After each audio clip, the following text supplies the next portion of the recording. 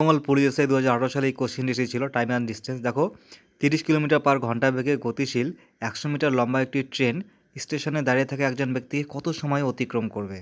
14 second, 12 second, 10 second, 16 second. এখানে একটা জিনিস দেখো, ট্রেনটির গতিবেগ 30 কিমি পার ঘন্টা, কিন্তু অ্যান্সার চেয়েছে আমাদের সেকেন্ডে। তাহলে প্রথমে আমরা 30 কিমি পার ঘন্টা এটাকে আমরা মিটার পার সেকেন্ডে তৈরি করব। তাহলে আমাদের 5/18 দিয়ে গুণ করতে হবে। দেখো 5 6 30, 3 6 18, তাহলে আমাদের দাঁড়ালো কত? 5 5 25, 25/3 মিটার পার সেকেন্ড। তার মানে এখন ট্রেনটির আমাদের গতিবেগ দাঁড়ালো কত? 3 সেকেন্ডে যায় 25 মিটার। এবার বলেছে কত? 100 মিটার লম্বা ট্রেনটির দৈর্ঘ্য একটি স্টেশনে দাঁড়িয়ে থাকা একজন ব্যক্তিকে ট্রেনটি কত সময় অতিক্রম করবে? দেখো, কোনো ব্যক্তিকে যখন ট্রেন অতিক্রম করে তখন ট্রেনটি তার নিজের দৈর্ঘ্যকে অতিক্রম করে। তাহলে ট্রেনটি অতিক্রম করবে 100 মিটার, কারণ তার নিজের দৈর্ঘ্য 100 মিটার। এবার দেখো 25 মিটার যেতে সময় লাগছে কত? 3 সেকেন্ড। 25 মিটার যেতে যদি সময় লাগে 3 সেকেন্ড, তাহলে 100 মিটার যেতে কতটা সময় লাগবে ট্রেনটির?